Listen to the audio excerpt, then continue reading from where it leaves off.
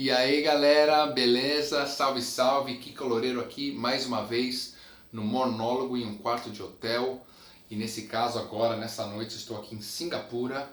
Singapura que é um país incrível, cara. Não é aquela Singapura do Paulo Maluf de esconder favela em São Paulo, né? Mas é um país assim riquíssimo, limpo, com arquitetura incrível. É um país que tem per capita mais Ferrari, Bentley e sei lá, Porsche e por aí vai. E eu tava em Taiwan quando eu fiz o outro vídeo, né? Depois eu fui para as Filipinas e ontem eu cheguei aqui em Singapura. Hoje a gente já fiz o workshop aqui de divulgação da minha nova guitarra Ibanez Signature. E aí fui até num hotel cassino, subi no 57º andar para poder ver um pouco a vista da cidade.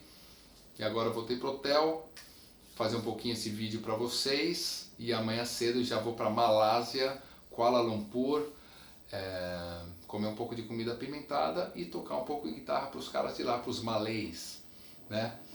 E aí, assim, viajando pela Ásia, tantos países, tanta gente, tanta coisa, dá uma sensação assim enorme que o mundo é muito grande.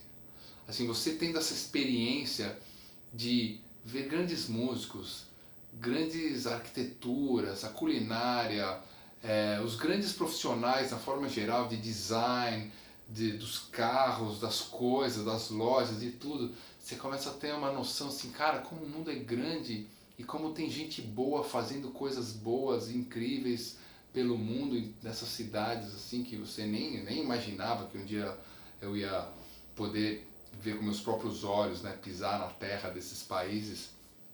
E é uma sensação assim muito boa, muito estimulante, porque você fala, cara, eu tô aqui, vou tocar minha guitarra para esses caras e conquistar esses novos fãs e mostrar minha música, levar um pouco do Brasil para esses lugares que muitas vezes os caras nem sabem direito, né?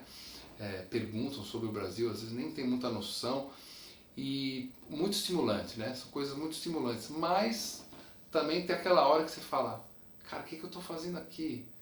Tanta gente, tanta coisa, tantos profissionais excelentes, e eu vim fazer o que aqui? É uma gota no oceano. Será que vale a pena? Então tem essa coisa meio desestimulante, né? Que vem e porque o mundo é muito grande e tem muita gente boa e você fala, cara, o que eu estou fazendo aqui?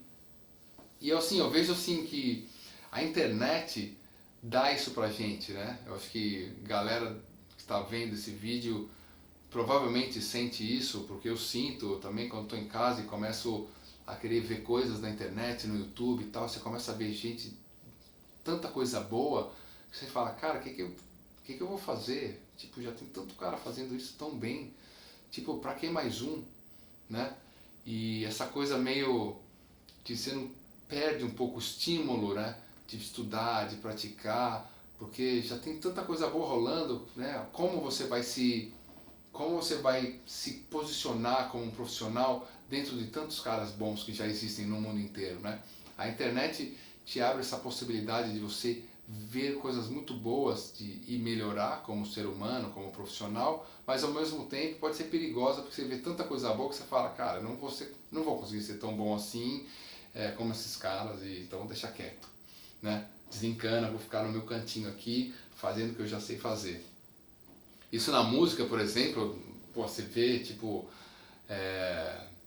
quando eu comecei a tocar, né, fazia sentido. Você tinha um professor mais velho que, claro, que tocava melhor que você. Você ia num show que tinha uns caras já conhecidos, famosos, mais velhos, claro que os caras, pô, eram famosos, claro que os caras tocam melhor que você.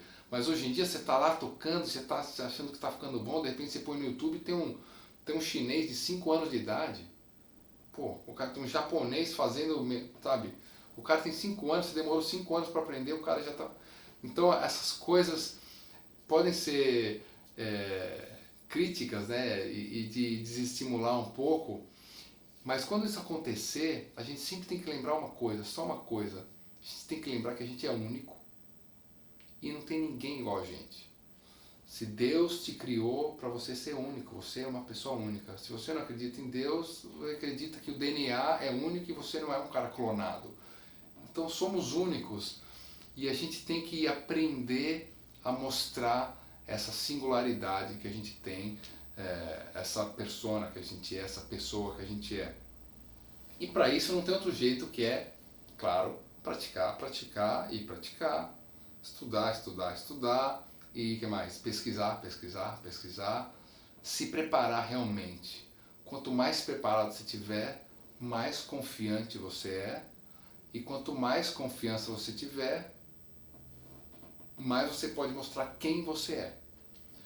Porque isso é simples, quanto mais você pesquisa, estuda, se prepara, mais você sedimenta coisas que você pega externas e você sedimenta o que você gosta, o que tem a ver com quem você é. Né? Então, de repente, no caso da música, você ouve um cara bom, uma música ali, vê um filme, uma coisa assim, e o que é ruim entra no ouvido e sai pelo outro. Né? O que é ruim para você, né? O que não tem a ver com a sua personalidade, com quem você é. O que é bom, você ouve e fica. Aí vem de outro, ouve e fica. E assim você vai sedimentando aquilo que tem a ver com você. Você mistura aquilo daquela forma que só você vai poder fazer. E você, então, com confiança, vem e apresenta aquele trabalho que só tem a tua cara. Então, assim, se você olhar, por exemplo, nos anos 70, você tinha aquela banda, o Yes, que era uma banda de músicos excepcionais. Você tinha, tipo, o Rick Wakeman, o cara de capa, que era o mago dos teclados, né? Steve Howe, tipo, composições incríveis e tal. Pô, quem era melhor que os caras? Aí você vem o Ramones. E o Ramones vem com um conceito completamente oposto, que ninguém queria ser melhor que os caras, eles eram só diferentes. E ser diferente, ser único, é muito melhor que ser o melhor. Então ser diferente é melhor que ser o melhor. Então você tem lá o Yes, vem o Ramones e faz uma coisa que não está querendo ser melhor, é diferente, é único. Isso já basta. Você tem, por exemplo, nos anos 80, lembra o Van Halen? Tinha um Ed Van Halen, guitarrista, dos maiores guitarristas da história, e além de ele tocar muito bem, ele ainda fazia tipo pulando, né?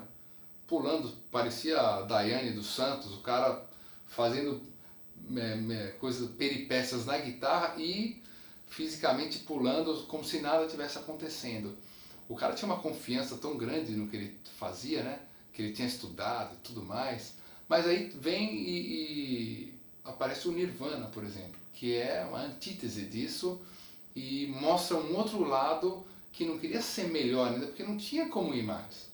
Porque né, essa coisa de ser melhor, o cara que quer ser melhor, vai ficar brigando tipo o corredor de 100 metros rasos por centésimo de segundo ser melhor. Não, aí vem outro e fala, olha, o meu negócio é completamente diferente, vocês estão aí querendo disputar quem é melhor, eu sou diferente, já estou na frente. Né? Então, isso vale para você, tudo quando você começa a ver um monte de cara bom, não sei o que, sempre lembre que você é diferente de todo mundo, isso já basta, né, para você se colocar, se posicionar como profissional. Então é isso que eu queria falar, seja diferente, porque você vai ir sim, você vai achar o teu lugar aí, o teu lugar ao sol, você não precisa ser melhor que os outros, você só tem que ser diferente. E é isso aí, agora eu vou dormir, deixar um abraço para vocês aqui de Singapura e até o próximo vídeo, valeu!